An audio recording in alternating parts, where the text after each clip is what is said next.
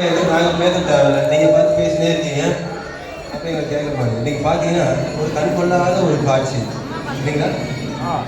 இன்னைக்கு குழந்தைங்க அழகான ஒரு நாட்டியத்தை அவங்க ஆடினாங்க. அதுக்கு முன்னதாக நான் வரும்போது கொஞ்சம் லைட் ஆகிடுச்சு. நான் வரது முன்னாடி பார்த்தீங்கன்னா ஒரு அருமையான ஒரு சொற்பொழிவு, அதை தொடர்ந்து தம்பதியர்கள் அருமையான ஒரு பாடல்கள் பாடினாங்க. நிக்கிவாச்சாரியார் கொடுத்துருக்காங்க, அருமையாக அவருடைய பஜன் அவர் கொடுத்துருந்தாங்க, கருத்துக்கள் கொடுத்துருந்தாங்க. எல்லாருக்கும் என்னுடைய மனமார்ந்த வாழ்த்துக்கள், நன்றி. இன்னைக்கு ஹிந்து சக்தி சங்கமம் இந்த நிகழ்ச்சிக்கு வருகின்றது ரொம்ப மகிழ்ச்சி. ஏன்னா யாரும் ஜஸ்ட் ஒரு இன்ட்ரோ கொடுத்துக்கிறேன். ஏன்னா யாரும் தெரிஞ்சாதான் சில பேர் தெரியும், எனக்கு பாட்டு வைக்க முடியாது. நான் ஒரு பாட்டு பாடுறேன், இந்த பாட்டுக்கு சொந்தக்காரர் யாரும் சொன்னீங்கன்னா நான் யாரும் தெரிஞ்சிடும். ஓகேங்களா? பாட்டு தான் யார் அதனுடைய சொந்தக்காரர் தெரிஞ்சிடும்.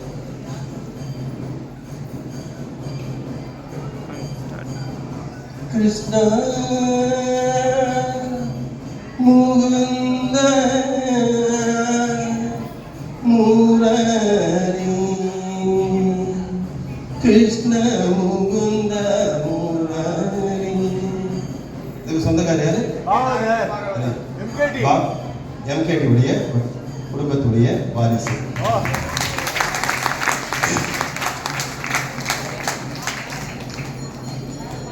இந்த பரதநாட்டிய கலைக்கு நான் டிஸ்ட்ரிக்ட் பட்டம் வாங்குவோமா, நடன வளைய ஸ்தாபனத்துடைய ஸ்தாபகர் நான் ஸ்ரீ பட்டம் வாங்க. அதனால் பரதநாட்டியம் ஆடும்போது அந்த பாடத்தை பார்க்க அருமையான நடனத்திற்கு சகோதரிக்கு வாழ்த்துக்கள். அதில் அவங்களுக்கு 152 உலக சாதனை பண்ணியிருக்கேன். நான் போகாத நாடுகள் இல்லை, 72 அயல் நாடுகளுக்கு போயிருக்கிறேன். அம்பாசடர் தூது அமைதி தூதுவராக இருக்கிறேன். இல்லாமல் வெளிநாட்டு மன்னருடைய அமைச்சரவையில் பொறுப்பில் இருக்கிறேன். யூஎன் வாலண்டியர்ஸாக இருக்கிறேன். யூஎன் வந்து இதை நிறைய பேர் தெரிஞ்சுக்கலாம். யூஎன் வாலண்டியர்ஸாக இன்னைக்கு அதிகாரப்பூர்வமாக நான் இருக்கேன். இப்போ மனித உரிமை ஆணையத்தில் டிஃபென்ஸ் மினிஸ்டருடைய ஒப்புதலோடு நான் இருக்கிறது ஒரு பெருமை. நான் பொதுவாக அவள் நிகழ்ச்சியில் வரக்கூடாது, வரும்போது நாங்கள் ப்ரோட்டோகால் கட்டு தான் பண்ண முடியும். இது என்னுடைய இடம் இருக்கிறதால நான் வரேன்னு சொல்லி சகோதரியும் சகோதரன் கூப்பிட்டதுக்காக பண்ணிருக்கோம். ரொம்ப சந்தோஷம். நான் ஒரு பேராசிரியர் என்பது குறிப்பிடத்தக்கது. மாணவர்களுக்கு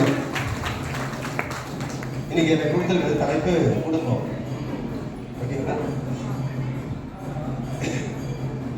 எவ்வளவு ஒரு அருமையான ஒரு தலைப்பு. தாத்தா, பாட்டி, பெரியப்பா, பெரியம்மா, அத்தை, மாமா, சித்தப்பா, சித்தி, அண்ணா, அண்ணி, தம்பி, தங்கை, இன்னும் எவ்வளோ போயிட்டே இருக்கலாம். இந்த உறவுக்கு ஈடு எதுவுமே இல்லை. ஆங்கிலத்தை ஒரே வார்த்தை அங்கிள் ஆண்டி. எவ்வளோ ஒரு சிம்பிளாக படிச்சு பார்த்தீங்களா? இந்த அதாவது வீட்டுக்கு வந்தவங்க அப்பெல்லாம் வந்து மாமா வந்திருக்காங்களா பாருங்க, இந்த பக்கத்து தாத்தாட சொல்லிட்டு வாங்க, ஆயா இருக்காங்களா பாருங்க, சித்தி அங்கே இருப்பாங்க சித்தின்னு சொல்லு. அந்த வார்த்தைகள் ஒரு அருமையான வார்த்தை இருக்கலாம். இது எல்லாமே நாங்கள் வெளிநாட பார்க்கும்போது அங்கிள் வந்திருக்காங்க, அங்கிளுக்கு பாய் சொல்லு, ஆண்டி வந்திருக்காங்க, ஆண்டிக்கு தேங்க்யூ சொல்லு. என்ன வார்த்தை, எவ்வளோ ஷார்ட் ஃபார்ம் ஆயிடுச்சு. அதே மாதிரி மம்மி, டேடி, இந்த வார்த்தைகள் எல்லாமே ரொம்ப ஒரு எப்படி சொல்றது, தமிழுக்கு ஒரு அவமான சொல் தான் சொல்லுவேன். ஆங்கிலத்தை புறக்கணிக்கல, எதுவுமே சொல்லுது. ஏன்னா எல்லா மொழிகளும் நான் வந்து ஆதரித்து தான் ஆகணுன்ற ஒரு இடத்துல நான் இருக்கிறனால சொல்றேன். ஆனால் தமிழுக்குன்னு ஒரு பெருமை இருக்கிறது என்றால் தமிழ் ஆன்மீகம் கலந்த ஒரு உணர்வு. தமிழுக்கு மட்டும் என பணிதல் ஒரு பெரிய பெருமை. வேற எந்த மொழிக்கும் இல்லாத ஒரு பெருமை தமிழுக்கு உண்டுன்னா தமிழை மட்டும்தான் பணிதல் மொழி. வேற எந்த நாட்டை காலில் விழுந்து நமஸ்காரம் வாங்க மாட்டாங்க. ஐயா ரைட்டுல நம்ம தமிழ்நாட்டை மட்டும்தான் காலில் விழுந்து நமஸ்காரம் வாங்க பழக்கம் உண்டு. பெரியவா வந்தா நமஸ்காரம் வாங்கிக்குங்கோ அப்படின்வா. அடி உதவுவது போல் அண்ணன் தம்பி உதவ மாட்டாங்க. அது தப்பான போயிருந்தோம். திருவடி உதவுவது போல அண்ணன் தம்பி உதவ மாட்டான்னா அது போல நல்ல பழக்க வழக்கங்கள் வந்து வளர்ந்தது வந்து நம்முடைய இந்து குடும்பத்தில் இருந்துதான் என்பதை இன்னைக்கு நாம் மறுக்க முடியாம சொல்லணும். ஏன்னா இன்னைக்கு பசங்க கையில வீட்டுக்கு போனா நம்ம மரியாதையை கெட்டு வாங்க வேண்டியது. பெரியவங்க தான் பெரியவங்க கூப்பிடுவாங்க, பக்கத்து அங்கிள் வந்திருக்காங்கம்மா, ஆண்டி வந்திருக்காங்கம்மா, வந்து ஹாய் அவ்வளவுதான். எவ்வளவு சுருக்கிச்சுமா. அதை நம்ம கேட்கும் போது எவ்வளவு வருத்தமா இருக்குல்ல. அப்பெல்லாம் பார்த்து குழந்தைங்க வந்து எது தண்ணி கொடுப்பாங்க, காஃபி கொடுப்பாங்க. இப்ப எல்லாம் கிடையாது. அவங்க கையில ஒரு அருமையான ஒரு கையில வந்துச்சு ஃபோன். அந்த ஃபோன் இருந்தா போதும், சாப்பாடு வேணாம், உணவு வேணாம், எதுவுமே வேண்டாம், ஒரு கையில ஃபோன். எவ்வளவு வார்த்தைகளை குறைஞ்சி போச்சு பாருங்க. இன்னைக்கு இங்க நடக்கிற நிகழ்ச்சி பார்த்தீங்கன்னா அந்த வெளியே வரைக்கும் நிகழ்ச்சி கூட்டம் இருக்கணும். ஏன்னா எனக்காக விஷயம் கிடையாது, ஆன்மீகத்தை வளர்க்க வேண்டும் என்று.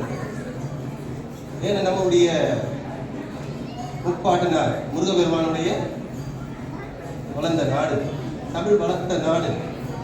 இன்னைக்கு அந்த முருகனுடைய தீபத்தை ஏற்க முடியாம இன்னைக்கு ஒரு கொடுமையில அனுபவிச்சிருக்கோம் இல்லைங்களா? இன்னைக்கு அமெரிக்கால முருகனுக்கு உரிய கோவில் பார்த்தீங்கன்னா ஐயா வந்துருக்கீங்க, எப்படி சிறப்பு நடக்குது. அங்க போனீங்கன்னா அழகு குத்தி, நீங்க அங்க இருக்கிறவங்க அழகு குத்தி பண்றாங்க. அங்க அந்த வழிபாடு இருக்குது. இதே மலேசியால போய் பாருங்க, அந்த முருகனுக்கு அங்க இருக்கிறாங்க. ஆனா இங்க மட்டும்தான் நம்ம எது பண்ணாலுமே ஒரு டேர்ம்ஸ் அண்ட் கண்டிஷன் இருக்கு. அது அதாவது இறை வழிபாடு அரசியலாக போய்விட்டது. காரணம் இங்க மட்டும்தான் நடக்குது. நான் ஒரே சொல்றேன், மதம் என்பது அரசியல் சார்ந்தது கிடையாது. அதிலிருந்து இது நம்மளுடைய மதம், நம்முடைய தாய் மதம். இதை குழந்தைக்கு சொல்லிக் கொடுங்க. இன்னைக்கு முதல்ல பாத்தீங்கன்னா எல்லா வீட்டிலுமே மகாபாரதமும் ராமாயணமும் எல்லா வீட்லயுமே இருக்கும். இப்ப எத்தனை வீட்டுல மகாபாரதமும் ராமாயணமும் இருக்கு? யார் வீட்லயும் கிடையாது. எல்லார் வீட்லயும் இருக்கணும் இல்லையா? மகாபாரதம் ராமாயணம் இருக்கணும், எல்லா வீட்லயும் கம்பல்சரி இருக்கணும்.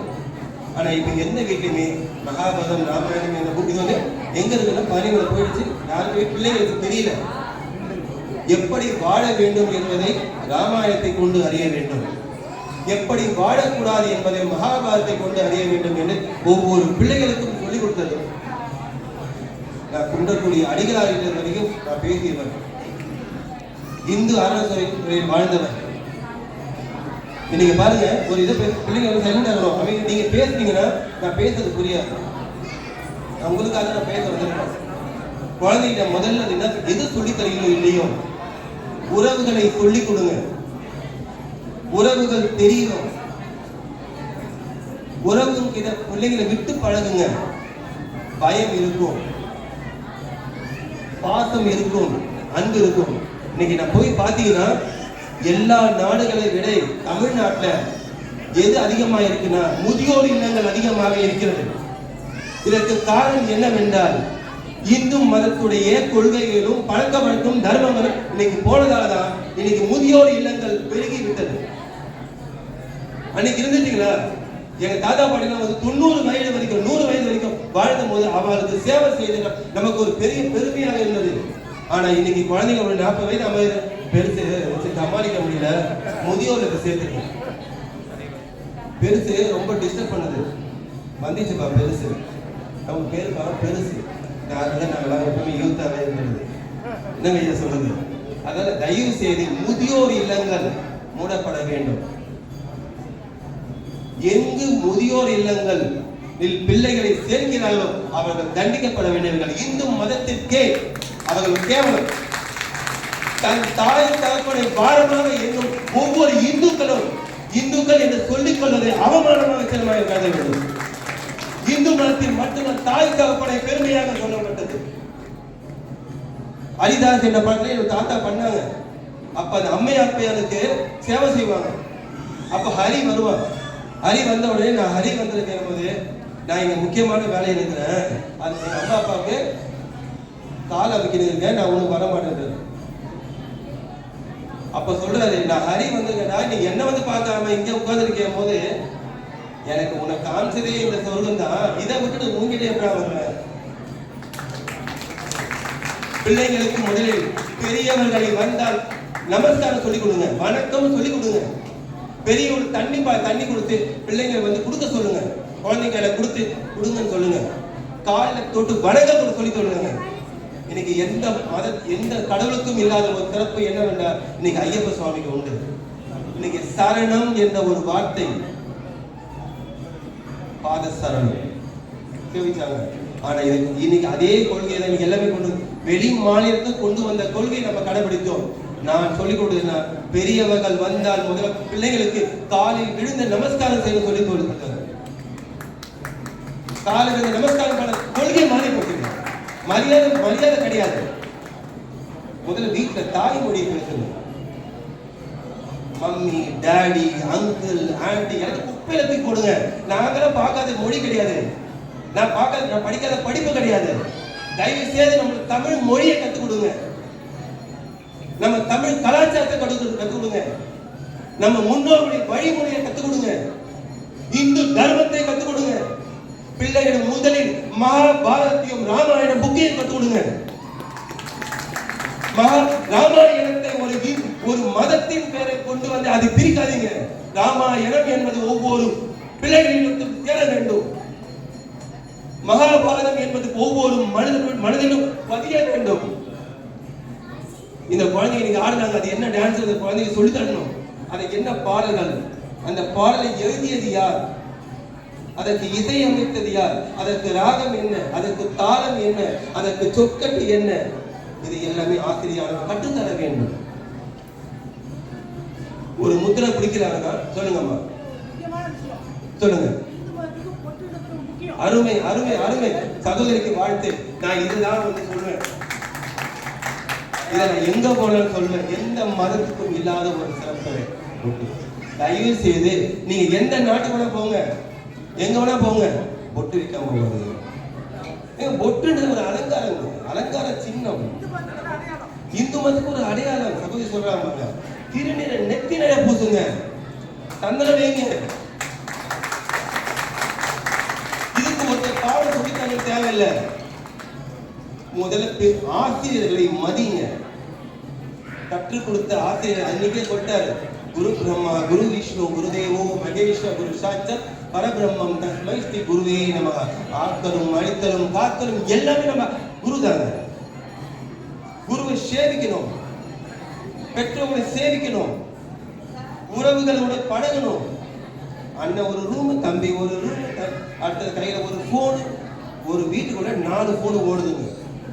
4 போன் ஓடும்போது நாங்க உள்ள போயிட்டு வந்தோம்னா நாங்க வந்துட்டு போனோமா கூட தெரியல. எங்களுக்கே இந்த நிலைமை. இப்ப திருடனுக்கு எவ்வளவு ஆபத்து, நான் வசதியா போச்சுன்னா திருடனுக்கு இப்ப இதெல்லாம் கிடையாது. அதாவது நம்ம சொல்றது பிள்ளைங்க கேட்கறது கிடையாது, ரீல்ஸ் சொல்றது கேட்கறாங்க பிள்ளைங்க. கேட்கல, ரீல்ஸ் சொல்றது கேட்கறாங்க தவிர பெருசு ஒரு உலகம் உண்மை. தயவு செய்து பிள்ளைகளிடம் இந்து தர்மத்தை கற்றுக் கொடுங்க, பூஜை பண்ண கற்றுக் கொடுங்க. அவங்களுக்கு முதல்ல பூஜை எனக்கு தெரியல, வழிபாட்டு முறை தெரியல. எதுக்காக வாசப்படிக்கு மஞ்சள் பூசி குங்குமம் வைக்கிறது உங்க பிள்ளைங்க எத்தனை பேர் சொல்லுவாங்க? எத்தனை பேருக்கு வாசப்படியில மஞ்சள் பூசி குங்குமம் வைக்கிறது? இது இந்து தர்மத்திற்கும் சிறந்தது, அறிவியல் நுட்பமும் சிறந்தது என்பதை உங்க பிள்ளைகளுக்கு சொல்லிக் கொடுங்க. இந்து மதம் மட்டும் தான் அறிவியல் நுட்பமானது. ஒரு திருநீர் பூசினாலும் அது அறிவியல் நுட்பமானது, ஒரு மஞ்சள் பூசினாலும் அறிவியல் நுட்பமானது, ஒரு குங்குமம் வைக்கிறதும் அறிவியல் நுட்பமானது. ஆனால் நான் யாரையும் குறை சொல்ல முடியாது, சொல்லக்கூடிய இடத்திலும் இல்லை. ஆனால் நம் பிள்ளைகளிடம் பாசத்தை கற்றுக் கொடுங்க. இவர் தாண்டா உங்க டாடி, இவர் தாண்டா உங்க மம்மி, இவர் தாண்டா உங்க அங்கிள். அங்கிள் நல்லா இருக்குல்ல, சித்தப்பாவுக்கு அங்கிள் தான், மாமாவுக்கு அங்கிள் தான். இதோட இப்படிதான் முறை வளர்ந்துன்னே தெரியல. எனக்கு இது எங்கே போய் அடிச்சதுன்னு தெரியல, தமிழ்நாட்டில் தான். சரி, இப்படிதான் போச்சுன்னா பாத்தீங்கன்னா வரவங்களும் சொல்றாங்க, என் அங்கிள் என்ன ஆன்டின்னு கூப்பிட்டு, என் ஏஜ் அதிகமாகிடுச்சா. நீங்க வேற சொன்னீங்கன்னா என் ஏஜ் அதிகம். தயவு செய்து பிள்ளைகளிடம் உறவை கற்றுக் கொடுங்க. எங்களெல்லாம் வந்து நாங்கெல்லாம் வந்து வெளியாட்ட வளர்ந்தோம். கீழே இருக்க தாத்தரை போய் ஆசீர்வாதம் வாங்கினா, மேல இருக்க மாமியில போய் கொடுத்துருவாங்க. இன்னைக்கு எத்தனை பசங்க எனக்கு இருக்கும் அந்த பழக்க வழக்கங்க. ஒரு பிறந்த நாள் ஆனால் கூட குழந்தைங்க முதல்ல காலை ஏந்திச்சு குடிச்சிட்டு தாத்தா போய் ஆசீர்வாதம் வாங்குவாங்க. தாத்தாவுக்கு என்னமோ விஷயமே தெரியாத மாதிரி ஏற்கனவே ஒரு கிஃப்ட் வாங்கி வச்சுப்பாரு. கிஃப்ட் வாங்கி வச்சு, என்னப்பா இன்னைக்கு பிறந்த நாள் நமக்கு? ஆமா தாத்தா. எது போய் புதுசா சொல்ற மாதிரி, ஆமா தாத்தா பிறந்த நாள் பார்த்தியா, நமஸ்காரம் பண்ணிட்டு சேவிச்சுக்கோ. சொல்லிட்டு அந்த பரிசு வாங்கி வச்சிருப்பாரு. இன்னைக்கு என்னன்னு கேட்ட மனுஷன் என்ன பரிசு வாங்கி வச்சு சொல்றாரு. அது எவ்வளவு ஒரு சந்தோஷம். அந்த சேவிக்கிற பழக்கம் அன்னைக்கு அந்த பிறந்த நாளுக்கு ஒரு மகிழ்ச்சி இருந்ததுங்க. இன்னைக்கு பிறந்த நாளுக்கு மகிழ்ச்சி இல்லை. காலை ஏறிது, அது ஒரு மூலையை போடுது, இது ஒரு மூலை, சாயங்காலம் ஒரு மாடல போது பாட்டி வச்சு வந்துடுது. அதை முடிஞ்சு போச்சு பற்று. இது என்ன சந்தோஷம்? எல்லாத்தோட ஒரு பெரிய சந்தோஷம் சொல்றேங்க. எனக்கு குழந்தை பிறந்திருக்குது அப்படின்னு சொல்ற போது இருக்கிற சந்தோஷத்தை விட என்னுடைய மகனுக்கும் என்னுடைய மகளுக்கும் குழந்தை பிறந்ததுன்னு சொல்லுவார் பாருங்க, அது அந்த சந்தோஷத்துக்கு ஈடு என எதுவுமே இல்லை. உண்மையா இல்லையா? இது ஒவ்வொரு தாத்தா பாட்டிக்கு மட்டும்தான் தெரியும். எனக்கு பேரம் பண்ணிருக்கு, பையனுக்கு மகளுக்கு சந்தோஷம் இருக்கோ இல்லையோ, தாத்தா பாட்டிக்கு இருக்கும் பாருங்க அந்த மகிழ்ச்சி. எனக்கு பேரம் பண்ணிடுச்சு, எனக்கு பேத்தி பிறந்துச்சு. என் பேத்தி டான்ஸ் ஆடுறா. நீ டான்ஸ் ஆடுங்க எத்தனை பேர் தாத்தா பாடி இருக்கீங்க தெரியல. என் பேத்தி மேல ஆடுறா, என் பேரன் மேல ஆடுறா. எவ்வளவு சந்தோஷம் பாருங்க. அதே போல திருமணம் என்ற ஒரு பந்தமும் நம்முடைய கலாச்சாரம் தான் வெளிப்படுத்தியது. மேல்நாட்டில் பாருங்க, உறவுகள் இல்லாததால்தான் நீங்க டைவர்ஸ் அதிகமா பெருகி போச்சு. முடிச்சது டைவர்ஸ் நீங்க பெருகி போச்சு. நீ 3 மாசம் தான் பிடிக்கல டைவர்ஸ். எத்தனை டைவர்ஸ் எனக்கு? இந்து மதம் உறவுகளை சேர்த்தது, உறவுகளை இணைத்தது, அதனால் டைவர்ஸ் குறைஞ்சது. நீங்க பாத்தீங்கன்னா கோர்ட்ல போய் பாருங்க, எவ்வளவு டைவர்ஸ் கேசஸ் பெண்டிங், சீக்கிரம் முடிக்க மாட்டாங்க சொல்லி மியூச்சுவல் அண்டர்ஸ்டாண்டிங், அதுல வர டைவர்ஸ் பெருகி போச்சு. நான் ஒரே வர சொல்லி, மதம் என்பது நமக்காக, அதை மதமாக மாற்றாமல் நம்முடைய பழக்க வழக்கமாக மாற்றுங்க.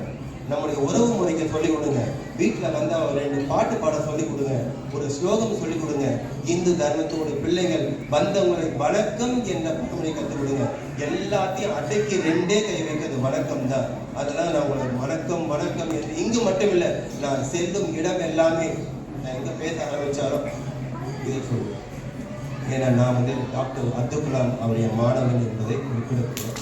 ஏன்னா அவர் கற்றுக் கொடுத்த ஒரே பாடம், எனக்கு அவர் கற்றுக் கொடுத்த ஒரே பாடம், ஐயாவோடு இருக்கும்போது எல்லாருமே பணிந்து பேசு.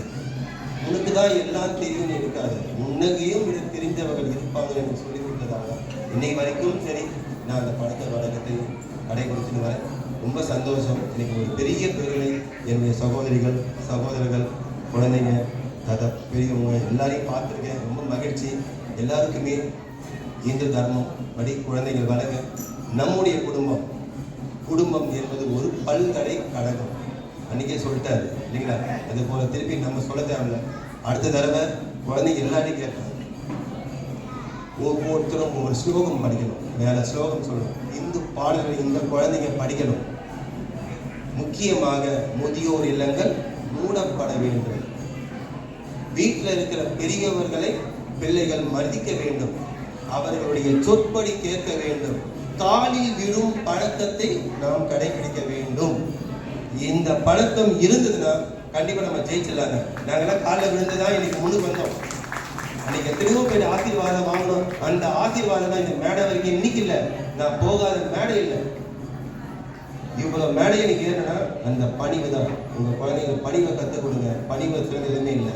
பெற்றோருக்கு நீங்க செய்யற ஒரே இதை நான் வந்து அணிக்க சொல்றேன், ஈன்ற பொழுதின் பெரிதுவக்கும் தன் மகனை சான்றோன் என கேட்ட தாய். அன்னைக்கே வள்ளுவன் சொல்லிட்டார்.